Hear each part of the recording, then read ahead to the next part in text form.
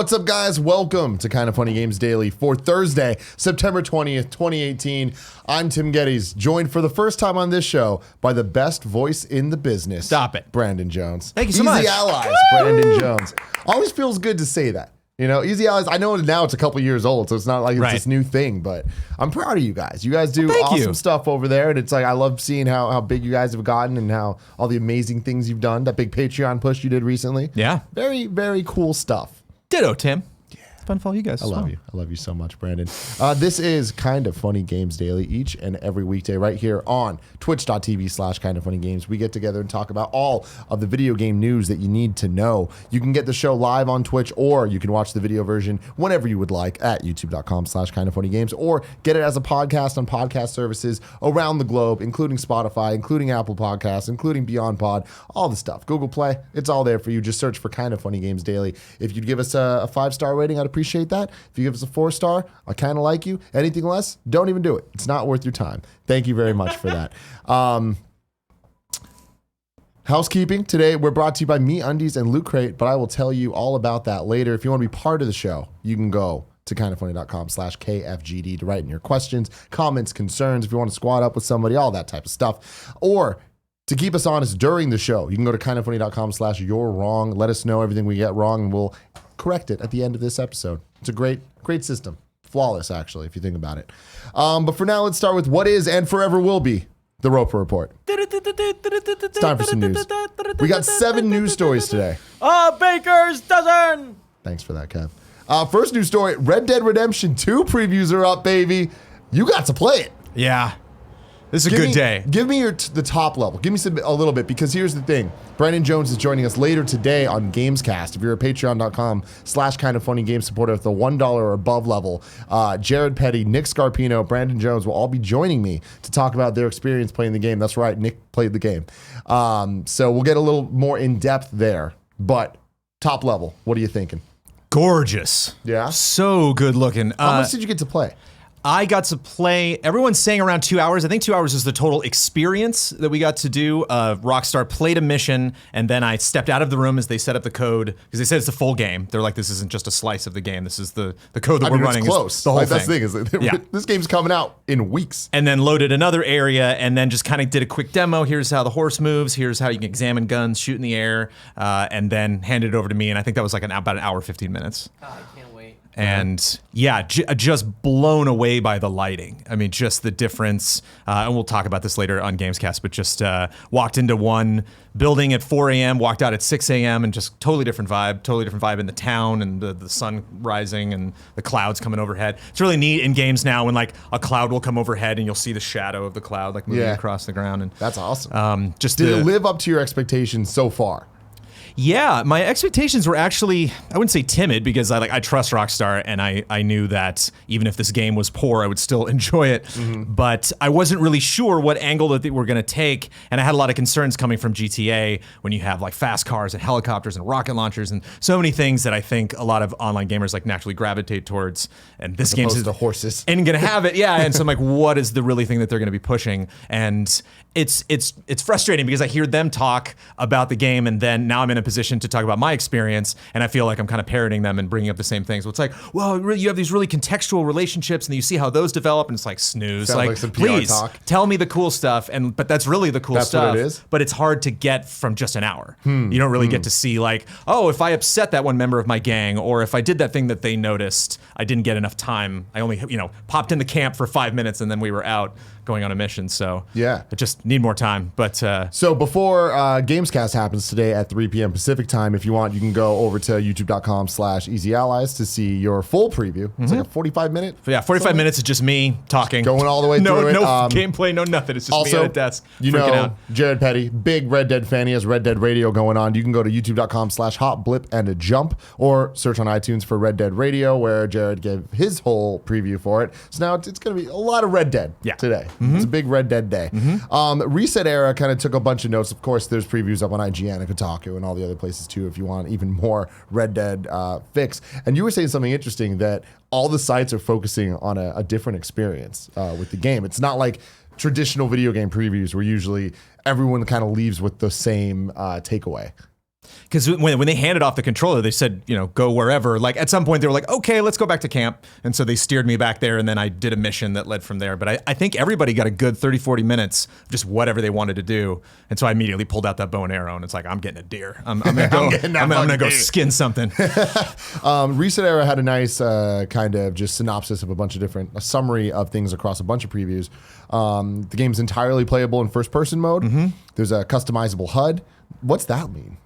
You can just change the size of the map. There's different icons that you can choose to have on the screen or not, or you can take the HUD away entirely, which is not like revolutionary. Lots of games do that. Taking it away, a lot of games do, but I don't think I've played a game that you can change the size of the things. Of the mini map, I think there's like a button where you can blow it up in GTA Online and GTA 5. Yeah. So, but I think it just stays that way for like 20 seconds and then goes back to normal size. It's cool. Yeah. Each character will have different sets of clothes to coincide with weather conditions. Like the first game, you have a range of choices and your decision affects your honor meter. When hunting, you can sell the carcass or take it to the butchers for meat. If you leave it too long, it'll rot. Your camp will not wait for you. Members of your gang who reside at the camp will come and go, and finding out exactly where they've gone from others will be the basis of a number of quests and side quests. Your gang will be out in the world. So if you like get in a fight in a town, and one of your guys is like at the saloon, he'll come out and help and be like, hey, that's squad that's up, Arthur.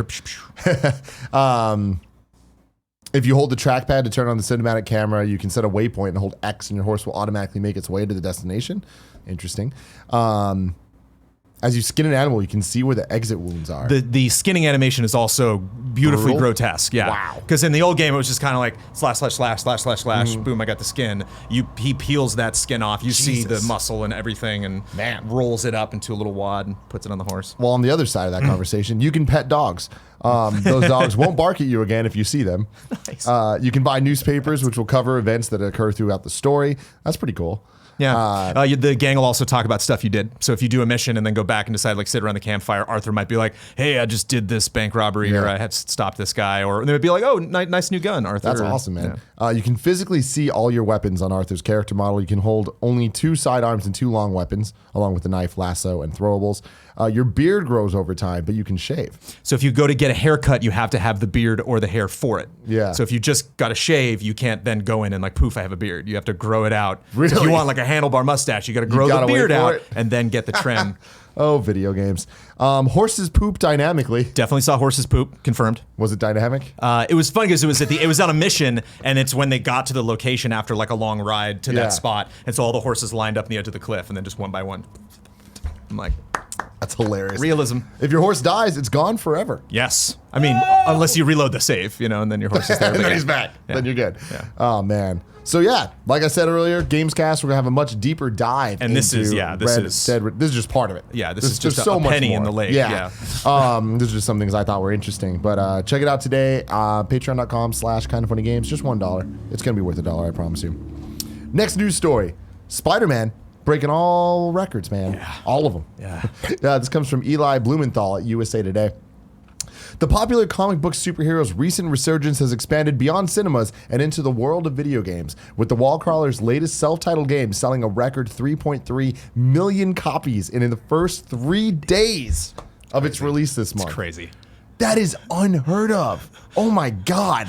While Sony did not provide an official number, with the retail price of $59.99 for the game, the 3.3 million copies translates to roughly $198 million, crushing the $117 million opening weekend box office of the latest solo Spider-Man film, Spider-Man Homecoming. That's insane. Because Spider-Man movies make a shit ton of money. 1 million copies were pre-ordered, another record for Sony. That figure also does not factor in sales of the company's limited edition PS4 Pro bundle that includes the game. The number of copies sold set a record for Sony, makers of the PlayStation 4, as the fastest-selling first-party video game release in the company's history. Spider-Man takes the title from the latest release of the popular video game franchise, God of War, which sold more than 3.1 million copies in its first 3 days in May. So not that much more than God of War. Yeah. In the first 3 days, at least. Interesting. Our expectations are always set at the highest level, said Stephen Turvey, PlayStation's global senior vice president of sales and head of North America business operations. While Spider-Man has had a rocky history with video games in the past, Turvey credits developer Insomniac Games and Marvel with bringing Spider-Man back to gaming in a way that you want to experience it. It's met and exceeded all expectations. I think the company and the campus and our fans are super proud of it. And they should be. We put up a spoiler cast last week with Brian Intihar, going over everything in Spider-Man. You can check that out, youtube.com/kindoffunnygames. It was a fascinating podcast. What a great dude. Did you guys do one of those too? We did it. Yeah, we did a spoiler mode. Myself and Kyle Bossman sat down and talked about all that stuff. What a game. It's been, I think 90 minutes. Yeah. Going over everything.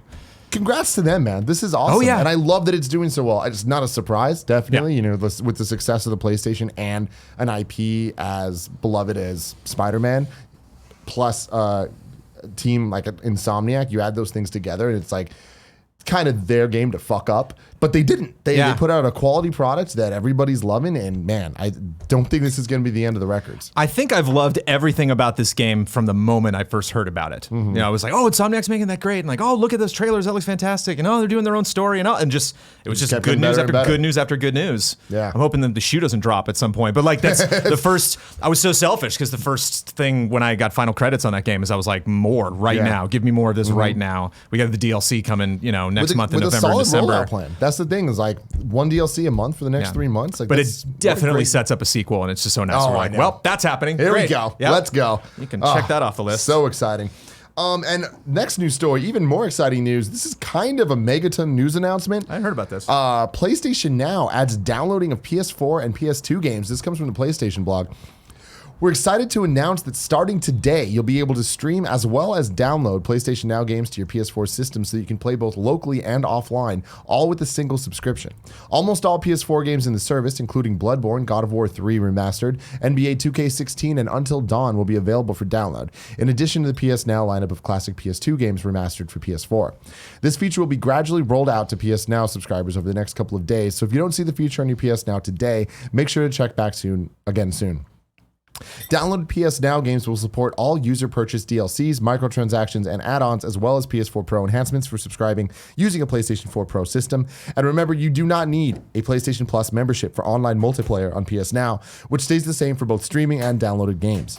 If you've already started a game via streaming on PS Now and want to continue playing locally on your PS4, you can transfer your save file from the PS Now cloud to your console with a PS Plus membership sold separately. This is done by transferring the save file from the PS Now cloud to your PS Plus cloud storage, then transferring it from the PS Plus cloud storage to your PS4 system.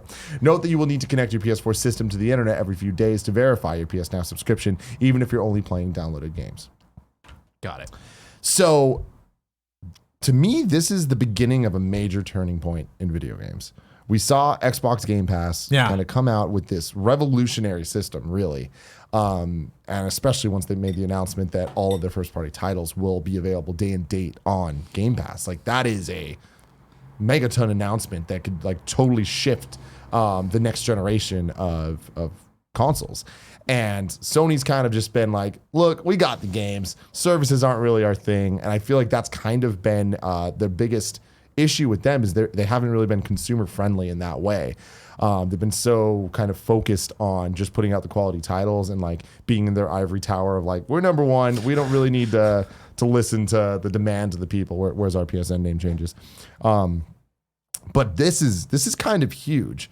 If they can add more PS4 titles to the PlayStation Now system, I see this as a testing bed and almost a beta test for what the PS5 probably will be and will have, which I imagine is going to be some unified system, that whatever they want to call it, that's PS Plus and PS Now together, that has just a ton of games that you can stream and download and have cloud saves and all that stuff across the board. It's interesting to see Sony take a page from Microsoft's playbook. Mm-hmm. Usually see either Microsoft, trying to emulate something that Sony is doing, or just branching out in directions that Sony's not. Having more accessibility with their controllers, having the custom controllers. Like you mentioned, the Games Pass, and so it's neat to see Sony kind of working in the other direction. And doing something. Where do you sway when it comes to the console wars? I totally did a flop from last gen to this gen. Last gen I was primarily 360. I would jump over for Uncharted and stuff like that to play on PS3, and now I'm almost 100% PS4. Yeah. Fucking Kevin. But I think this is huge, and like for them to just drop it on a blog post, it's interesting. And like I missed it. Yeah, this is the first time I'm hearing of this. I mean, it just dropped. Like I feel like this could be a major deal. It just isn't yet. And I also think that the branding of it's going to be really hard to convince people that PlayStation Now isn't a dud. It's like been such a service for so long, and it kind of leaves a bad taste in people's mouth. And even if there's people using it that enjoy it, a lot of people write in the show all the time, like, you guys are so hard on PlayStation Now. But the thing is, in terms of the media and in terms of the conversation happening, everybody writes it off. And they really kind of not need something I think about on a day-to-day basis. Yeah. And whereas Game Pass is a big deal, and people do talk about it, and it's purely positive conversation. And PlayStation's been pretty bad about the backwards compatibility, very bad backwards compatibility this generation, which is kind of surprising because they were great at it last gen, at least in terms of offering PS1 classics. But they do have PS2 classics, and this is kind of them. It's definitely not as robust as what Game Pass is doing with their backwards compatibility, but this is baby steps, and I'll take it. So, exciting stuff. Next news story. This one's a weird one. It's kind of just rumors, and it's stuff based off things we've heard before and talked about before, and I have a feeling this is only really surfacing because of the PlayStation Classic announcement. But we got some N64 Classic rumors. This comes from George Comatas from Nintendo Wire. The Nintendo 64 Classic Edition might just finally be on its way. Before we get ahead of ourselves, let me make it clear that this is speculation and nothing has been confirmed by Nintendo or any other outside source. However, some interesting news in the trademark space has just recently been discovered. Last summer, Nintendo filed a trademark for the N64 controller in the form of a simple outlined art style, but it's only just been found out that the trademark was finally accepted this year on August 30th, 2018. So just a couple weeks ago. And while some people might argue that trademarks can be filed for any number of reasons, what's significant about this one is that it closely resembles the trademarks for the NES Classic and SNES Classic logos as well. Ah, there it is. There it is. That's the interesting thing. I saw the pictures and them all next to each other, and it very much does look like that. But it also looks like some of the iconography that the Switch Online service has been using for the NES controller and stuff. So this doesn't necessarily mean anything's happening. I think it's a safe bet at this point that we will see a Nintendo 64 Classic. The only thing that I'm not sure of is whether we see it or the Game Boy Classic first. And when. Because at least with the NES Classic and SNES Classic, those announcements were made around July, like around the Comic-Con time. And we're way past that now. Yeah. And I feel like Nintendo kind of used up its classic announcements between the NES Online, or not NES, the Nintendo Switch Online NES stuff and the re-release of the NES Classic and SNES Classic. So I don't know. Like, I feel like I don't feel an announcement for this coming anytime soon. They just launched the online service. They really want people to be playing, NES games online. Yeah. I think it's a weird time, especially right on the heels of for the them, PlayStation. They know that they need that Black Friday for this. Yeah. So it's like, I mean, with the PlayStation, that's a little after Black Friday. And that's an interesting move on their You're right. part. I remember checking out the units at Comic-Con every year. Yeah. They would actually, Nintendo would have that on display. So, And it was definitely not around. If and the when 64 deserves more than that. If and when the 64 Classic happens, what do you think it's going to look like? The 64. Wait, what? Well, I mean, like what's it not physically look like, but like, okay. How many controllers? I mean, yeah, I take everything you say literally all the time, Tim. I mean, I'm not. Because my thing is, the N64 is such a multiplayer focused console. And we've seen the Super Nintendo now come with 2 controllers packed in. NES only had 1. I thought it was a weird call for the Super Nintendo to have 2 because I don't associate the Super Nintendo with multiplayer experiences, and if I do, they're past the controller type experiences. Like there was obviously like Street Fighter was a very popular split screen Mario Kart, multiple and Mario Kart, but besides that, like there's not too many games that are known for their multiplayer. Whereas N64, there's countless games that were Smash Brothers, Mario Kart, GoldenEye. But GoldenEye's not happening, though. I mean, and that's the thing. It's like that sucks. But can you imagine if they made it happen? I don't. I remove it from my brain. Yeah, I don't allow myself to get even close to excited about that. Because the problem with that is the licensing, where it's not even just Rare. It's also so James many. Bond. It's also a Pandora's box. Yeah, of people suing you. Perfect Dark. There's a chance. Banjo-Kazooie and all that stuff. There's a chance. Nintendo and Microsoft have been more buddy than they ever have been in the past, and like I wouldn't be surprised if we see some type of like, working together on that, and like Microsoft kind of being willing to enjoy that history aspect. And again, they've been super consumer friendly in the last couple of years, so I can see them doing that. But Does the system come with 4 controllers? I don't think so. Does it come with 2 I mean, controllers? yeah, no way 4 because those are big controllers. You know, even if you shrink them or slim them or you know change them up, it's like they're goofy controllers, but they gotta be goofy. You know, that's part of the charm of going back and revisiting. Having the controllers be authentic is part of the experience of the classic systems. So I don't see them making the N64 controllers smaller. I think if you put 2 N64 controllers in a box, it's already bigger than the Super Nintendo Classic. Or that's the thing. They're going to be bigger than the N64 Classic. Like even one controller. Yeah. So I don't know. Like I feel like that's a hurdle that they can figure out for sure. It's not the end of the world, but this is where it starts getting a little like, how are they going to pull this off? And on top of that, what does the library even look like? I feel like with the NES and Super Nintendo, there was so many more options. Especially because of the third-party titles, especially on the NES, but including Super Nintendo with Square's stuff. Capcom got a lot of support, Konami, all of that. Nintendo 64, it's kind of the first-party titles, a handful of third-party titles, but most of them involve licensing in some way that we're not going to see them on. It's kind of like a Star Fox 2 situation on the SNES Classic, where I think a lot of people are going to invest for maybe 1 or 2 things that they like, but then, hey, I could be kind of getting a pseudo discount on maybe some of these games that they're recommending to me. I mean, it must be relatively popular or good if it's was chosen to be on this system. So like, unlike the NES and the SNES, I think with N64 you're going to see a lot of people being like, "Well, this game's great." Like, Jet Force Gemini. Like, this what a weird fun game. That I put a couple hours in and never got a chance. Or even what's that like truck game that DMA Design did? The Grand Theft Auto 3 people. Truck game. Yeah, you were in like a bunch of vehicles, you're blowing stuff. A Blast Corps, I think. Oh, Blast Corps, yeah. It was like their first kind of open world. But it's like the seeds of Grand Theft Auto you can see in there. Really? Yeah. I only know the box art because I'd walk by it at Blockbuster all the time and be like, one day I'm gonna rent that. Never did. But yeah, Diddy Kong Racing's got to be on there. But obviously. see, that's the thing is like with the Rare stuff, I don't know the licensing. Like I don't know what they're allowed to do or not do when it comes to Donkey Kong 64, Diddy Kong. I think they're allowed to. I mean, because they do the country games from Super Nintendo, and those are Rare. So because it's Donkey Kong, they must be okay with that. But then then you get to Jet Force Gemini, and it's like that's Rare. Yeah. So I don't know if they'd be allowed to do that or not. There's gonna be some deep cuts. Yeah, and there's gonna be, but those make, I think, for fun headlines, and fun streams, and I think it's gonna be more of a discovery because once you bring the PlayStation into the equation, like when you had the Sega Master System and Genesis, we had that great console war. Like you were either playing one console or the other one, but PlayStation changed everything. Yeah, and so I think a lot of people were just owned a PlayStation.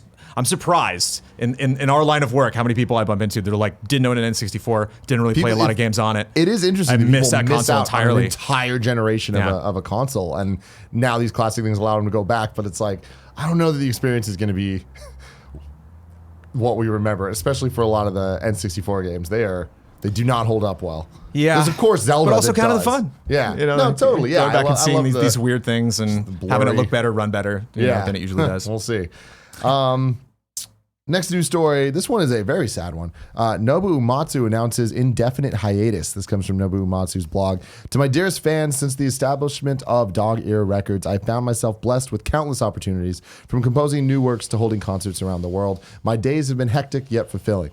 The resulting fatigue, however, has finally caught up with me, and I find it mentally and physically difficult to go on at my current pace. After giving serious consideration to all my options, I've decided to take an extended leave of absence and give my mind and body the time they need to properly mend. If I am to return, I want to do so in full health. Do not worry. Once I've made a full recovery, I'll be back doing what I do best. My current plan is to rest for the remainder of the year, and while I cannot commit to a method or time frame for my return, I'm very hopeful. I deeply apologize for the burden this decision places upon both my fans and my clients, and I hope that you can understand and support the path I have chosen. I thank you all for your continued support and only ask that you are patient until I'm on my feet once again. What monster is mad at this guy? I know, seriously. Yells at him. Are you kidding me? Get back on that stage with the Black Mages right now. I love the dedication of this. For those that don't know, Nobuo Uematsu is, I would say, the most prolific and famous video game composer of all time, known for the Final Fantasy, the majority of the classic Final Fantasy soundtracks, including 7. And he did the Super Smash Bros. Brawl theme song, which is one of the most iconic video game songs of all time. And he's just amazing. He's been around forever. It's probably him or Koji Kondo are the only two that I would put up there. But his work is always amazing, and it's sad to hear that he's going through this. But I'm happy that he's taking the time he needs. And yeah, I'm sure he'll be back. You know? Yeah. I've seen him in concert many times. I went to many of the Distant Worlds Final Fantasy concerts, and they're always so good. So and amazing. it's nice that, you know, there was not an accident. There's nothing that like just came up and happened, you know, and I just like that he's like, I'm just going to take a nap, okay? Yeah, this is more just like, you know what? I'm going to take care of this. And then more sad news. The PlayStation Vita is really dead. I'm glad I was here for this. Yes. Of all the days to show up, today's the day. This comes from Sony at Tokyo Game Show. Starting next year, PlayStation Vita shipments will stop in Japan, reports Matt and Webb. Sony Interactive Entertainment executive Hiroyuki Oda added, "Right now, I'd like you to consider that there is no PS Vita successor hardware. As for a portable game machine, there's no plans for anything after the PS Vita." He was quoted as saying that the PS Vita shipments will end next year in Japan, and that the dwindling hardware releases made it difficult for the Vita to continue. Pouring out for the fallen homie.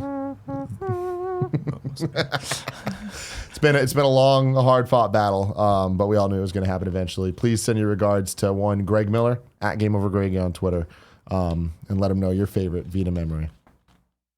And then finally, the last story. Tokyo Game Show is happening right now. A whole bunch of trailers are dropping, including a Resident Evil Remake 2 trailer and a Devil May Cry 5 trailer. Both of them look super rad. I'm sure Huber is losing his shit. Tons of right new now. characters in both. Yeah. Oh, so exciting. Yeah. The Mega Buster from Mega Man is in Devil May Cry 5. Awesome. Looks I can't great. wait for these games, man. Yeah. This is so awesome. What a time to be alive with video games. But Brandon, I'm going to have to wait so long until March when I get my hands on Devil May Cry 5. If I want to know what games are coming out today, where would I look? The official list of upcoming software across each and every platform, as listed by the Kinda Funny Games Daily Show hosts each and every weekday. Yeah. Thanks for that, Kev. A lot of games out today. It's Thursday, which means it's a Switch day. A Case of Distrust on Switch. The Gardens Between on PS4, Switch, and PC. Hover on Switch. Light Fingers on Switch. Magic Hat on Switch. Sold. Mitsurugi Kamui Hikai on Switch. Reigns King and Queen on Switch. Retimed on Switch. Toon War on PlayStation 4. Trickster VR Dungeon Crawler on PSVR. Why would you name your game that? That's too many words. Unearthing Mars 2 on PSVR. Velocity 2X on Switch. And finally, Warface on PS4. You skipped one. No, I don't know why it's doubled up. Oh, it's on there. Oh, you're right. Yeah. Kev, can you do me a favor? I want to know what Warface on PlayStation 4 looks like. Warface? Warface. Show us your Warface, Kevin. What's up with Warface? On PlayStation 4, huh? What do you think Warface is before we see it? What type of game? A shooter. A shooter? Yeah. Okay, first person, third person? The first person. I'm going to go third person. Ooh. You need to be able to see their Warface, you know what I mean? Oh, okay. Please. Please bring it up, show the peeps. Come on. Okay. Big money, no whammies. Looking shooters. Oh, it's muted. That's fine, we don't need the audio. Get in there. Where's the gameplay? This ain't looking too promising. Yeah, I know. Oh, it's looking first person there, but nope. Should I jump forward? Yeah, jump forward. Give us a little jumpy jump. No? Oh, I think that was pretty. It looks- We were looking down a scope. Like, are we seeing gameplay? Yeah. Ah, there you go. It is a first-person shooter, Warface, on the PlayStation 4. Because you're in the face. You are inside of the in Warface. face. Looking out from the war eyeballs. Oh, man. Available now on PlayStation 4. And some new dates for you. In a post on the PlayStation blog, Activision confirmed all free post-release content updates will be available first for PlayStation players on Black Ops 4, but no details on the period of exclusivity were announced. Activision also gave some detail on Black Ops 4's free post-launch support, which will include the addition of a revamped version of the fan-favorite map Nuketown in November, and December will see the inclusion of several new specialists. Blackout, the new Battle Royale mode coming to Black Ops 4, is set to receive new modes and expansions, as well as regular map updates. Weekly, seasonal, and limited time events will bring new modes and more to multiplayer Blackout and Zombies. Have you been playing any of this? I have not. I've been following it, though. I've been seeing lots of clips and stuff like that. Do we have confirmation that Blackout's on launch day? That mode will be available when the game comes out? I am not. I don't know either. They'll let us know kind of That's one of my /you're wrong. But I one of my imagine it is. curiosities. Isn't that like the only reason people are excited for this game? I don't. Yeah, I mean, I'm sure there's a lot. It's like a kitchen sink kind of game. There's just like tons of things to enjoy. No campaign, but so I imagine. Yeah. So it's they took that out. but the kitchen there's no sink plumbing, but and the sink campaign. is there. There's a lot of stuff inside of the sink. Oh man, let's get to some reader mail. This episode of Kind of Funny Games Daily is brought to you by MeUndies. Brandon, have you ever worn MeUndies? I have not. You need to change that, my friend. But I'll wear your undies. Oh my God, I have a drawer full of these things. I threw away all my other underwear. I am exclusively a MeUndies guy. They're fantastic. Softest underwear I've ever worn. Makes everything look really good. No exaggeration. They have a bunch of fun prints, designs, and stuff. Right now, they got a Star Wars design going on. Love that. Last month, they had these dog designs. It was all the everyone that worked at MeUndies, anyone that had a dog, got a little drawing done of the dog, and then there's just it's all the MeUndies owners' dogs on your. I'm sad it was like photorealistic, you know? No, it was not photorealistic. It was like cartoons. Okay. It was adorable. Adorable little dog underwear. 100% satisfaction guarantee. You're going to love these undies. And if you're not into them, you can just send them back for a full refund. MeUndies just launched a brand new membership program. You can level up your top drawer with new undies each month. Members gain access to exclusive prints that no one else can get. They get special member pricing on every product MeUndies makes. And you can switch styles or skip any month that you would like. To get your 15% off your first pair, free shipping, and 100% satisfaction guarantee, go to MeUndies.com/GamesDaily. That's MeUndies.com/GamesDaily. And also, shout out to Loot Crate for sponsoring us. What is Loot Gaming, you might be asking at home? It's a monthly subscription box delivered direct to your door with exclusive video game collectibles, apparel, and gear. Loot Gaming curates, designs everything themselves. You can't find these items anywhere else. They are exclusive. No matter what you geek out about, this is for you. Over 30 million crates sold. Our Loot Gaming Crate is a curated collection of items from the best video game franchises. The September crate has 4 incredible franchises, including Marvel's Spider-Man, Sonic the Hedgehog, Doom, and Metal Gear Solid. You're guaranteed to get a t-shirt in every crate. Loot Gaming packs $60 of value in each crate for less than $30 a month. They also offer 16 other awesome crates from WWE to anime and everything in between. Subscribe now and get yourself a birthday present every month. Yeah, that's how that works. This crate will sell out. You only have until Thursday, September 27th at 9 p.m. to guarantee your order, or this crate will be gone forever. Get the best surprises each month from the largest geek and gaming subscription company, Geek Out in Style with Loot Gaming. Subscribe now by going to lootcrate.com/KFMS and enter code KFMS to save an exclusive 50% off your subscription. Subscribe now by going to lootcrate.com/KFMS and enter code KFMS to save an exclusive 15% off your subscription. First reader mail of the day, my dog Nick96 writes in and says, with the PS1 Classic starting to become sold out at a handful of online retailers, it seems to show that this classic console is not quite as limited as Nintendo's, but limited nonetheless. Why did Sony decide to announce only 5 of the 20 games to be featured in the collection, with the rest to be revealed in the coming months? The heckin' thing comes out in December. Are you telling me I have to wait until almost the release date of the Classic to know what I'm spending $100 on? I'm mainly conflicted about pre-ordering it because on one hand, I don't have much time to act on it, but on the other hand, it's $100 for something I don't fully know about. I could always cancel the pre-order later if I don't like what I see, but still, it's weird, man. Weird. Super weird. I don't think it's that weird. I mean, I get why they're doing it, but it doesn't. I don't think it works for this type of product. I think it just builds excitement. I feel like if there's 20 games, announce 5 games every couple weeks. It's just kind of bringing the thing back. It's kind of like giving a whole new promotional push to it every single time they do it, and they can just like get those pre-order numbers up even more if it doesn't sell out. I mean, Sony has shown they're better than Nintendo when it comes to staying stocked and manufacturing hardware. So I'd imagine they want to get the numbers as high as possible, and especially since we do have a bit longer of a run-in time until the system releases, like they might be able to figure out like, oh, we can make more than we currently have made. And I also think that like you're kind of pre-ordering this with an understanding of what the product is. It's not going to be everything you want. You're not going to get, like, I don't know, what games are you waiting for it to be worth $100? I think that's different for every consumer. I think there are a lot of people that literally are like Tony Hawk 2 or I'm out. Like literally it's that game. That's all I want. Metal Gear Solid or I'm out. Like Symphony of the Night or I'm out. You know? So I think a lot of people have that game and they're like, well, I'm going to hold on this unless that's in there because that's the main thing that I want to just always have plugged into my television that at any time I want. That's interesting. I guess for me, I don't get it, because if there is that one game you want, you could probably get that one game somewhere else. This is more of just like a fun product to have that like gives you a bunch of different things to do. But it's like, I don't understand, like with the exception of like Star Fox 2 being a new thing that you can't get anywhere else. Right.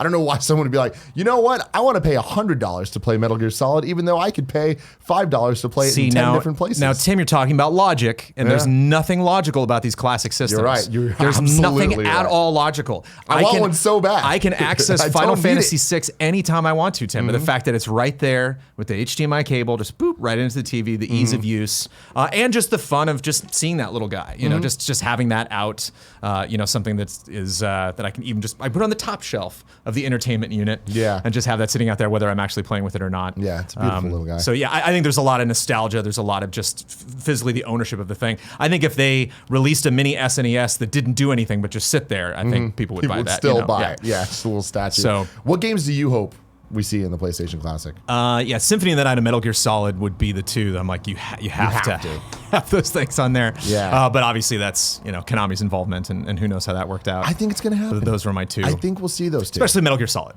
You need Metal Gear Solid. Like, you really that's do. Game of the console, game of the gen, game of the, one of the best games ever made. I would be shocked if we don't see it. Like, Konami's Shocked. weird about stuff, but when you see with Smash Brothers, it's not like they're not playing nice. Like, we got David Hayter's Snake back. Like, anything can fucking happen, you know? But yeah, man, I was trying to think in my head, like, we know the 5 games, there's 15 more. I think that with this PlayStation system, we're going to see a lot more franchise representation than we did on the NES and SNES, because we got a lot of like Mario 1, 2, and 3, and Zelda 1 and 2, and all that. I think that with this, we're going to get Final Fantasy 7. We'll probably get one Crash Bandicoot. We'll get one Spyro game. I imagine we'll get Gran Turismo 2, you know, not 1. I think they're vastly underestimating fan feedback from how these announcements are going to go down. Because if they do 5, 5, 5, 5, the next time they announce 5, the number of people that are upset about the games that they don't want being included in the next 5 are going to vastly overshadow the people that are like, woohoo, Spyro or whatever. You know, like they're like, oh yay, that game I liked got on there. It's a hardware, and so it's just so weird. Imagine they announce a PlayStation 5, and they're like, "Here's a couple of the specs, more specs coming later," and you're like, "Just give me everything." It's today. Today's the day that you announce this stuff. Of all 20 titles. Yeah, I don't know. I like the hype of it. It reminds me of Smash Brothers, where it's like, you know, one game getting in isn't. I know it feels like it's taking up a slot. 20 is a random number. Like, it could have been 22. Completely but irrelevant. It wasn't. So it's like people that are mad that Isabelle is a character in Smash Brothers because they think that she's taking up a slot that could have been someone else. That's not how it works. It could just like be another character. They really just wedge her in there. So yeah. And then another question about the classic. Prescherizer says, Tim and Brandon, what are your guys' thoughts on the PlayStation Classic not having the wall plug in the box? I think it's a little ridiculous, even though we all probably have some laying around. It sounds like another Nintendo thing like they did with not adding the charger in some of the 3DS models. Anyways, keep up the great work. It's a weird thing. I think it's more weird with the Nintendo stuff because the 3DS charger is like a proprietary thing. Sure. So not including it's kind of like, what the fuck?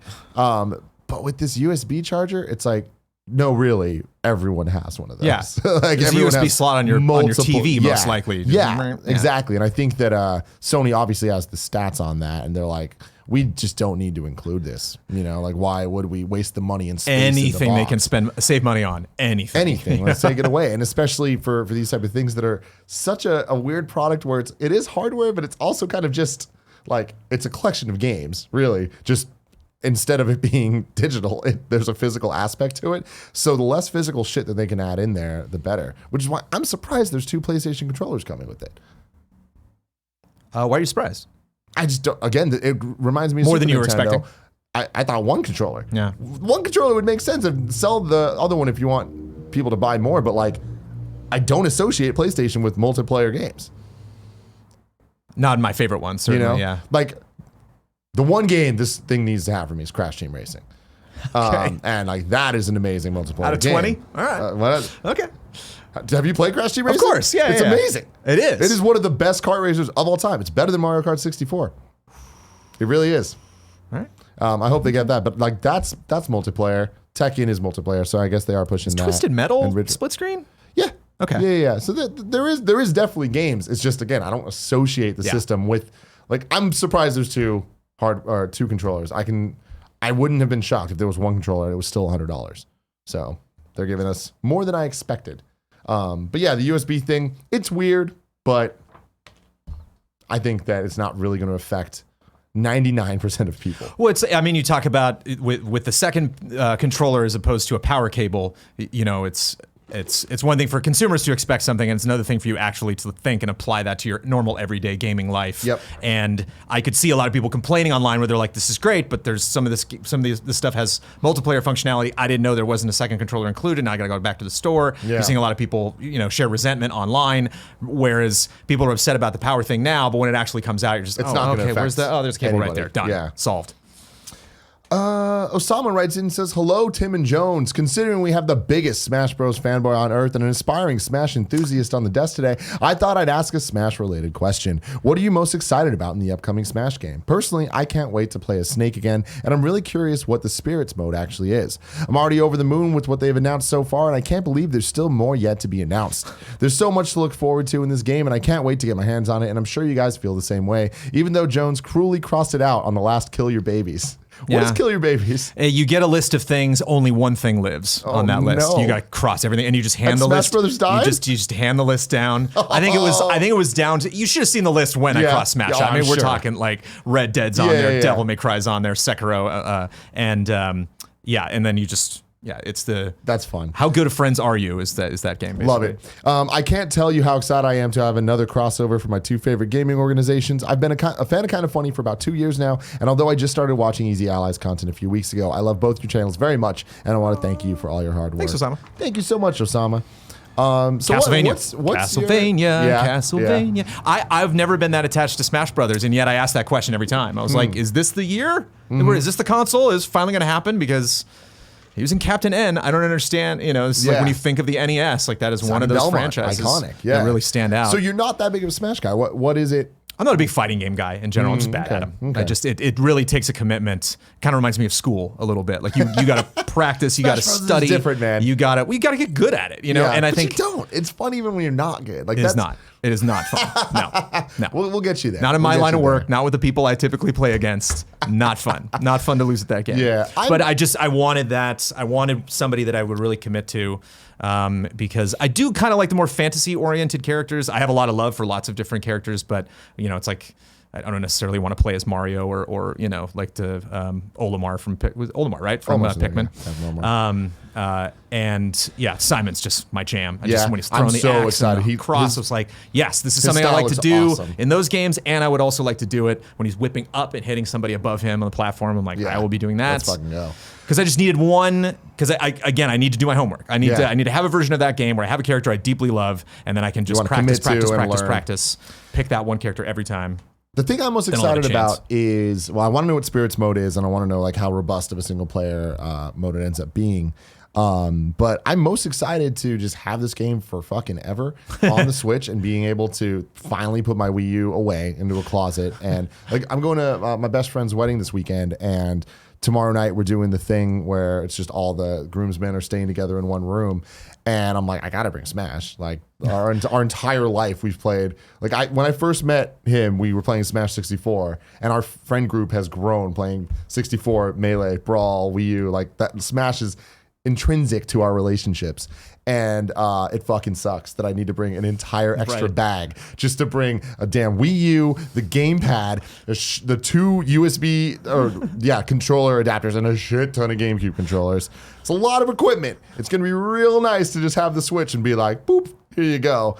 So I'm really looking forward to that. I'm looking forward to seeing more info on the collectibles and how they do them in this game. Like Brawl and Melee had really, really, really good ways of showing how much shit you've done and having all Smash Bros. Always has kind of an achievement or trophy system built into it, even though Nintendo doesn't have that. And that's what I'm excited about is over the next couple years on airplanes, every time I have a flight, just kind of ticking off a couple more of those things because there's thousands of trophies usually. So very excited about that. And then our final question of the day comes from Nathan Steele. I just had a question for Jones. Well, more of a congratulations than anything. Congrats to Jones and the rest of the allies for hitting some pretty cool Patreon goals in the last couple months. How is the process of a new studio going? I'm sure Tim can speak to the fun that finding the perfect studio space can be. Looking forward to Huber hopefully getting his own game show. Love and respect, Nathan Steele.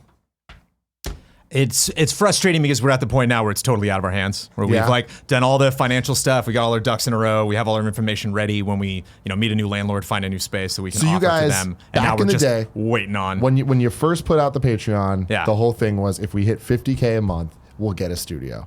You guys have had it now. The Patreon's been going on 2 years. 2.5 years. 2.5 years. And you did a huge push. You hit the number. So you guys are moving out I've maintained it since the summer. That's fucking awesome. You're moving out of your spare garage in the back. Yep. And you guys are getting a proper studio space. That is so exciting. What are you guys thinking? What are you imagining that being? 2 rooms is the big thing. Right now we can just have to switch around all the equipment and specifically the couch. That poor couch lives outside. And the morning dew rests on the couch, and it's like for a while I was like, this couch is really holding up, and like it's got a couple months left, and then it's a perfect timing to get a new couch, get out of there, donate that couch to somebody. But so just having a space that we can use for shows, having a space that we can use for streams, having our own home. I mean, I've actually, the guys always say like, hey, thanks, for having this at your house. And like, I have no commute, some of my best friends come over to talk about one of my favorite hobbies in the world. And so like, I'm very lucky to be in the position that I'm in. But even, back in like the glory days of game trailers, when we were at Viacom or at Defy Media, we're still using equipment owned by another company. We're still using spaces that are used by other channels or other entities. And so just the idea of having our own space is not only exciting for Easy Allies, not only exciting for my, life as a journalist or a host or commenter on video games, just someone who's made art, someone who's made stupid videos that I know you made back in the day, to have your own creative space really opens up a lot of possibilities. I'm so excited for you guys. Like, it's crazy. The shift from us. But it sucks because I want to have it happen right now. Totally, I want to be like, here's an exclusive, kind of funny right now. Here it is. We're moving in. We're done. And we're just waiting on landlords. We're waiting on people. And have you guys been talking about like sets and stuff for shows? Of course. So exciting, man. I can't wait to see it. Our 55K goal, he brings it up here. You can't wait for Huber to get his own game show. We're already, the ship has sailed on that. We're already trying to figure out like what we want that show to be called, how it's going to work. And so we're investing a little bit in that. So then when we eventually do hit that goal, we'll be ready. And we'll be ready to produce it right away. So exciting. Stay tuned. Thanks for bringing that up. Appreciate it. YouTube.com/Easy Allies to see all of that go down. Now it's time to squad up. Joey Beansan writes in. That's JoeBeansansan on Twitter. And says, hello, KFGD crew. Love everything you do, and I hope you're well. I'm writing in today because I'm trying to get in contact with best friends who may be working on some indie projects and might like their projects to be translated to Japanese or vice versa. I've always wanted to work with games, but I have no coding background and my artwork has never managed to break out past my mom's fridge. I often hear you talk about how we should focus on what we can already do and try to bring those skills into the industry. So that's what I'm attempting to do today. I live in Japan, so the time difference may be a barrier, but if anyone is interested, shoot me off a DM and I'd love to chat. To clarify, I'm not a professional and I'm not looking for a paid gig, just a chance to collaborate with some best friends to maybe do something cool. Love everything you all do. You make our corner of the internet a better place. Thank you, Joey. That's an awesome thing. This is a really cool squad up. If this sounds interesting to you at all, hit up Joey Beansan on Twitter. And hopefully some cool stuff can come from this. Now it's time for You're Wrong. I need to get that prepped, so give me 1 second. Tim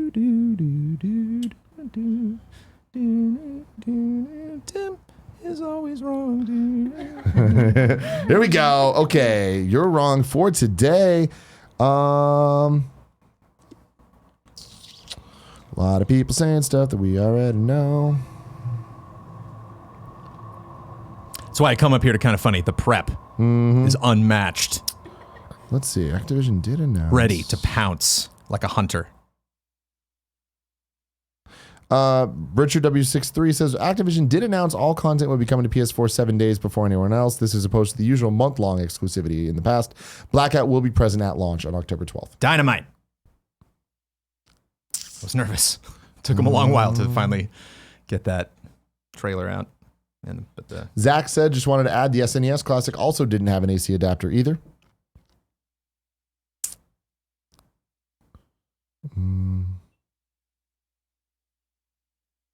Kebab says the squad up has already been read on an episode earlier this week. Love the cause though, so don't mind too much. That means Jared Petty didn't fucking delete it from the doc, so fuck Jared Petty. Whoa. But if you want more Jared Petty, go to twitch.tv/hop, blip, and a jump at 8 p.m. Pacific time tonight, where he's going to be doing a live Q&A for Red Dead Redemption.